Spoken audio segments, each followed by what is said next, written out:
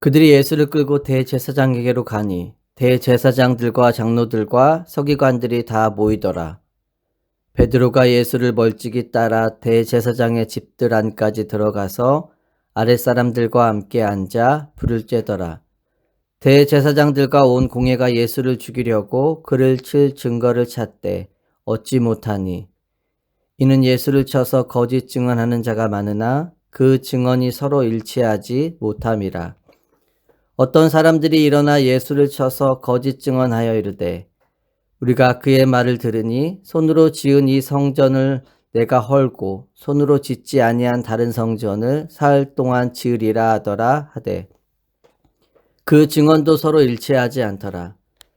대제사장이 가운데 일어서서 예수에게 물어 이르되 너는 아무 대답도 없느냐?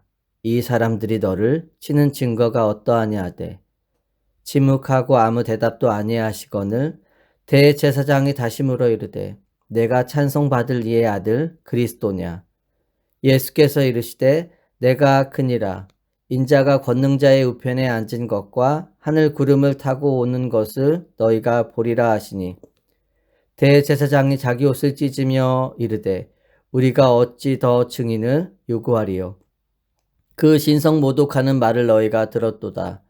너희는 어떻게 생각하느냐 하니 그들이 다 예수를 사형에 해당한 자로 정죄하고 어떤 사람은 그에게 침을 뱉으며 그의 얼굴을 가리고 주먹으로 치며 이르되 선지자 노릇을 하라 하고 하인들은 손바닥으로 치더라. 베드로는 아랫뜰에 있더니 대제사장의 여종 하나가 와서 베드로가 불 쬐고 있는 것을 보고 주목하여 이르되 너도 나사렛 예수와 함께 있었도다 하거늘 베드로가 부인하여 이르되 나는 내가 말하는 것이 무엇인지 알지 못하고 깨닫지도 못하겠노라 하며 앞뜰로 나갈새 여종이 그를 보고 곁에 서 있는 자들에게 다시 이르되 이 사람은 그 도당이라 하되 또 부인하더라. 조금 후에 곁에 서 있는 사람들이 다시 베드로에게 말하되 너도 갈릴리 사람이니 참으로 그 도당이니라. 그러나 베드로가 저주하며 맹세하되 나는 너희가 말하는 이 사람을 알지 못하노라 하니 닭이 곧 두 번째 울더라. 이에 베드로가 예수께서 자기에게 하신 말씀 곧 닭이 두 번 울기 전에 내가 나를 세 번 부인하리라 하심이 기억되어 그 일을 생각하고 울었더라. 아멘.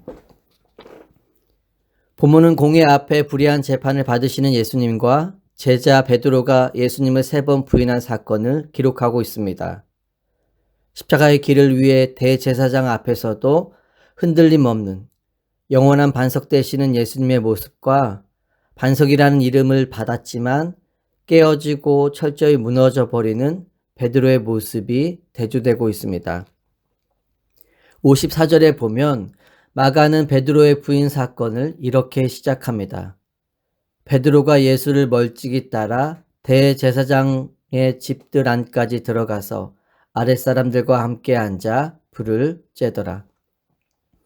베드로는 예수님의 부르심을 받았을 때 배와 그물을 버려두고 쫓았습니다. 자신의 모든 것을 내려놓고 예수 그리스도를 따른 것입니다.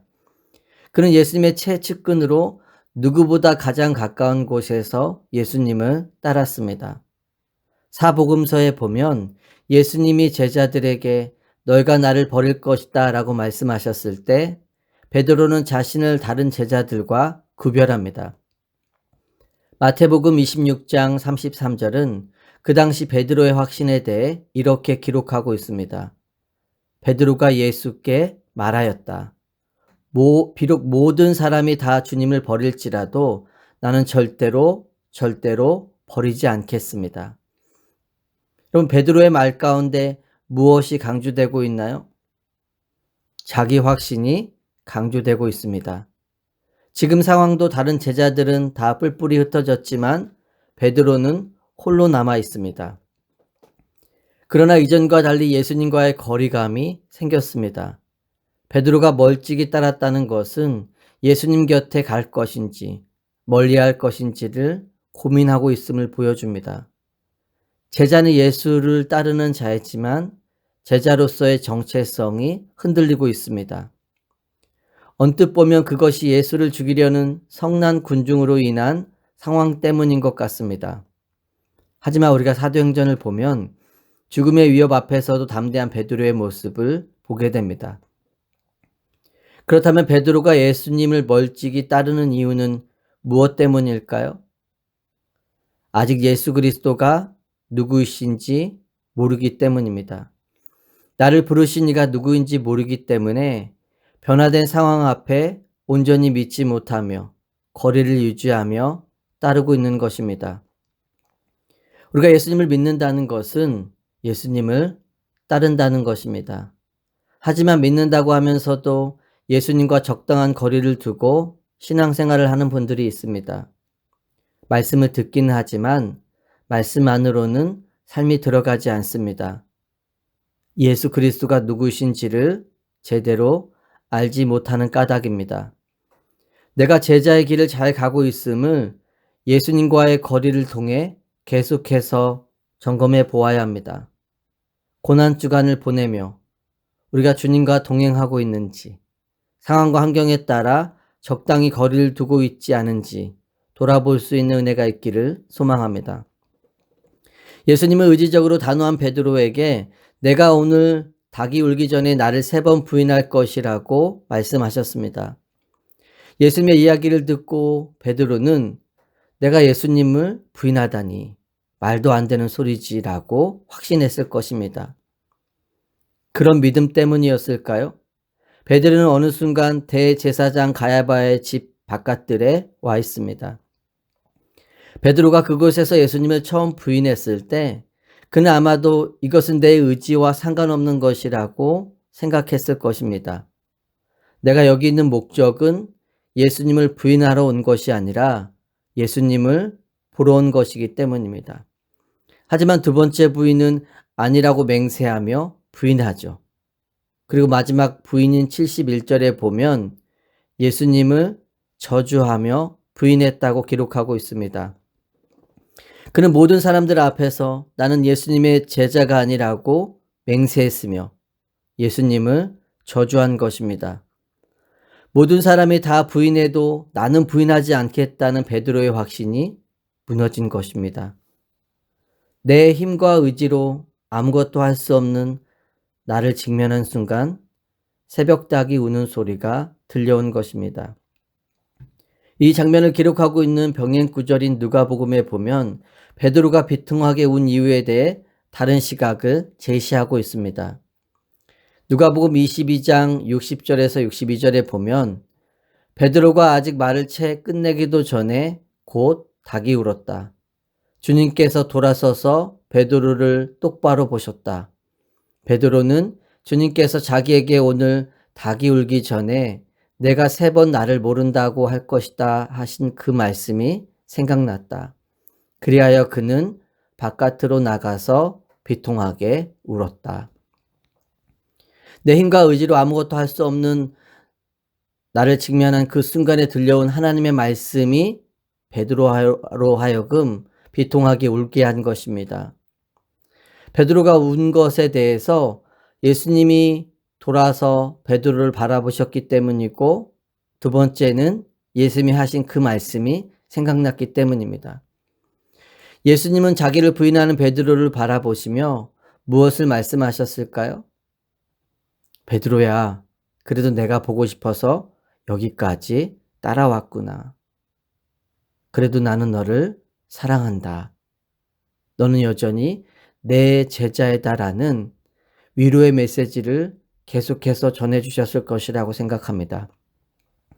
예수님께 다가갈 수 없이 멀리서 그 눈빛을 바라보는 베드로의 마음이 어떠했을까요?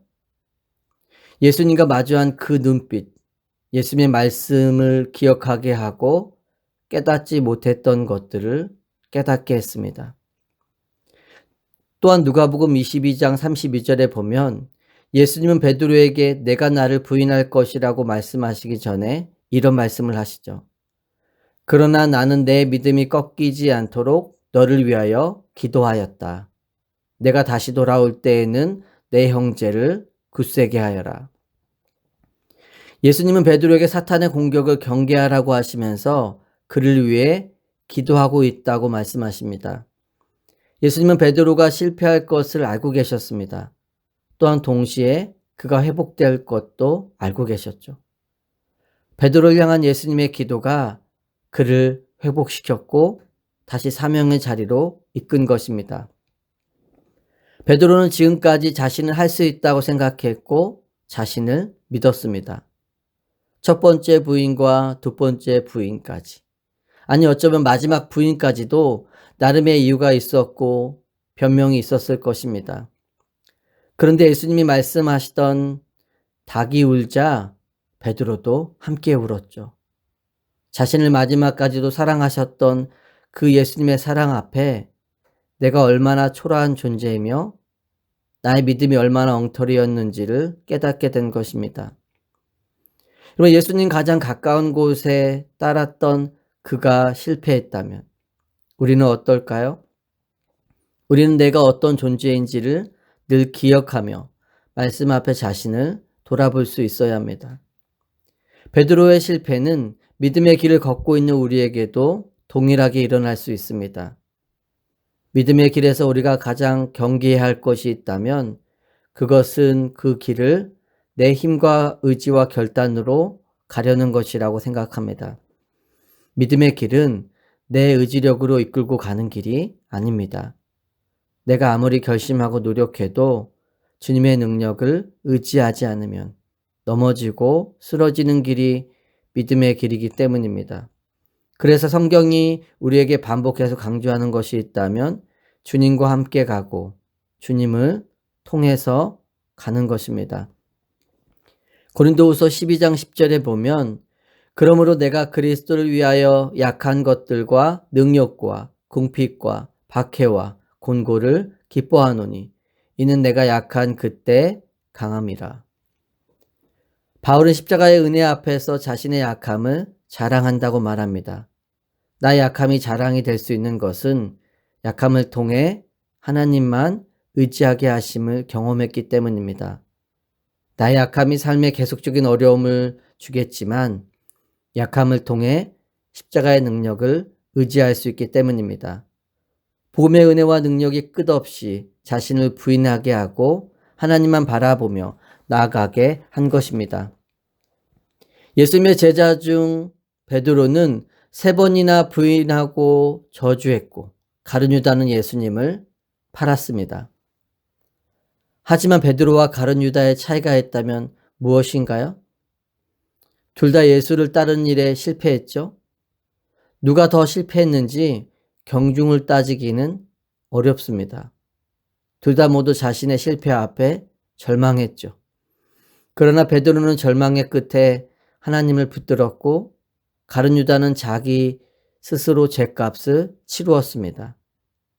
절망 끝에서 주님을 부인하며 떠나는 자들이 있고 주님을 더욱 붙잡고 의지하는 자들이 있습니다. 우리의 삶이 절망에서 절망으로 끝나지 않을 수 있는 것은 삶에 주어진 십자가의 은혜가 있기 때문이죠. 요한복음 21장에 보면 베드로의 부인 이후에 숯불을 피워놓는 장면이 똑같이 연출됩니다. 예수님이 어부의 자리로 돌아간 베드로를 회복시키기 위해 다시 찾아오셔서 숯불을 피우고 생선과 떡을 구워 조반을 먹이시는 장면이죠. 그리고 베드로를 향해 예수님의 유명한 질문인 내가 나를 사랑하느냐 라고 물으시죠. 베드로의 부인 횟수만큼 물어보시며 베드로를 향한 주님의 사랑과 주님을 향한 베드로의 사랑을 다시금 깨닫게 하십니다.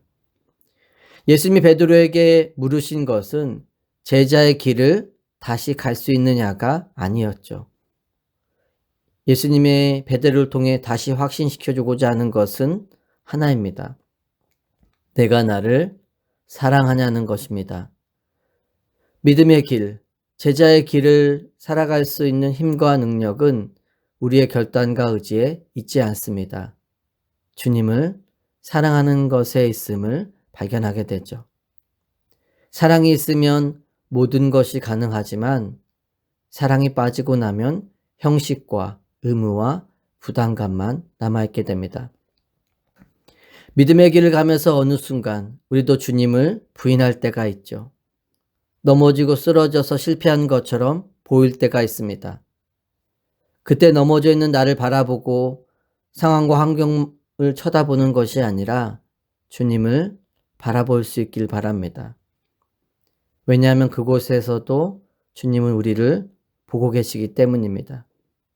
내일 실패 사람들도 놀라고 나도 놀랄 수 있지만 주님은 결코 놀라지 않습니다. 베드로가 예수님을 부인할 것을 알고 계셨던 주님은 우리의 실패를 알고 연약함을 알고 계시기 때문입니다.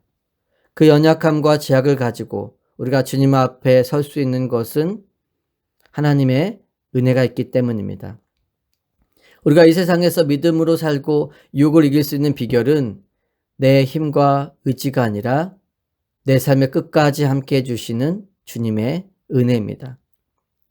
우리는 주일에 나와 예수님께 다시는 그러지 않겠다고 다짐하면서도 그 이야기를 전혀 기억하지 못하는 사람처럼 반복해서 행동합니다.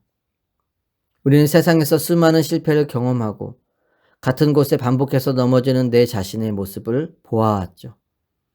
그래서 때로는 믿음 안에서 제대로 살겠다는 고백과 결단이 나오지 않기도 합니다. 왜냐하면 그 고백과 결단을 하고도 교회 밖을 나가면 여전히 변하지 않는 내 모습을 자주 보았기 때문입니다. 그래서 우리는 나를 바라보며 믿음의 길을 가는 것이 아니라 하나님을 바라보고 하나님의 사랑을 믿으며 나아가야 합니다. 하나님의 은혜 때문에 넘어지더라도 다시 일어서는 것입니다. 이 세상에서 믿음의 길을 가는 것이 결코 쉽지 않음을 깨닫게 됩니다. 나의 의지는 강한 것 같지만 약해서 죄를 이길 능력이 없고 세상을 이길 수 없을 것 같습니다. 하지만 우리는 승리할 수 있습니다. 왜냐하면 주님이 나를 사랑하시고 내가 주님을 사랑하기 때문입니다. 고난주간 십자가의 은혜 안에서 나가야 하는 제자의 길에 대해 다시금 깊이 묵상할 수 있는 은혜가 있기를 예수 그리스도의 이름으로 축원합니다.